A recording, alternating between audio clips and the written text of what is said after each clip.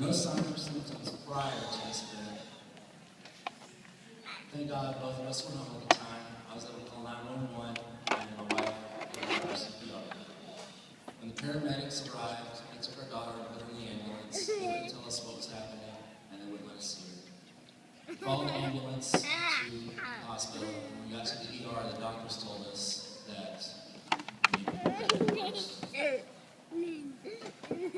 They told us that we could do everything they possibly could, but that at the time it looked good.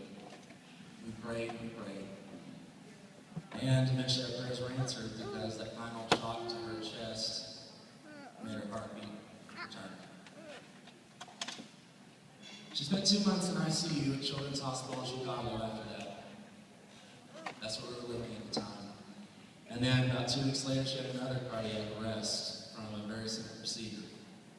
The doctors didn't know what was going on.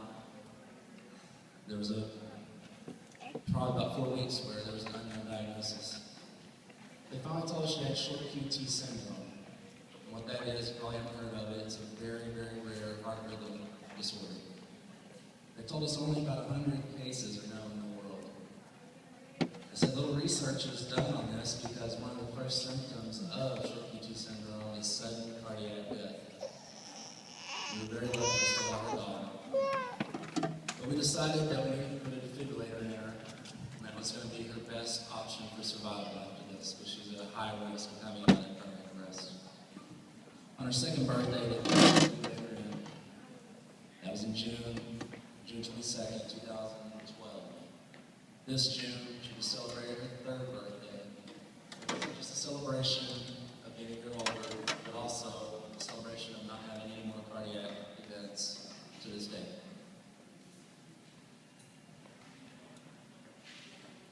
That's great news, but unfortunately, after that first cardiac arrest, she had moderate to severe brain damage. You can see kind of what was going on there on the left and what we saw every day. The doctors were not optimistic. They told us they didn't know she would ever recover. They didn't know what the prognosis was.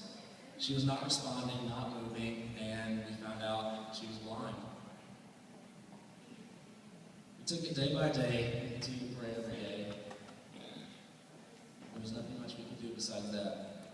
Slowly, she started to show signs of progress. She started to show purposeful movements.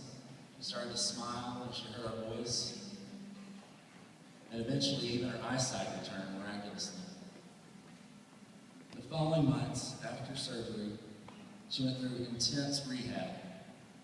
She had to relearn her basic skills. Everything in the last 2 years she had to relearn. From holding her head up, to sitting, to crawling.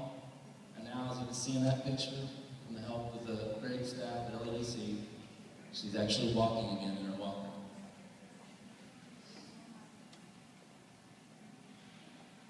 We moved to Arkansas in December of last year, 2012, to be closer to family. And honestly, when we got back, we didn't even know programs like LEDC existed. We were excited and scared when we heard that they did exist because we'd been with our daughter through it all, and now we had to give it up to someone else. You can imagine how difficult it is to adjust our new lives with the multiple doctor visits, the multiple medications, the multiple therapies, and not to mention the task of now raising a child with special needs. LEDC has helped tremendously in this adjustment. The staff are very encouraging and compassionate to us and our daughter. They really care about their clients. You can see that in everyone they deal with. For us, LEDC has been someone to share the excitement of our progress, someone to guide her along her way, and someone to help teach her that she is important and loved. I want to thank LEDC staff for all that you do, and I also want to thank everyone else that came out to support them tonight. Enjoy the rest of your night.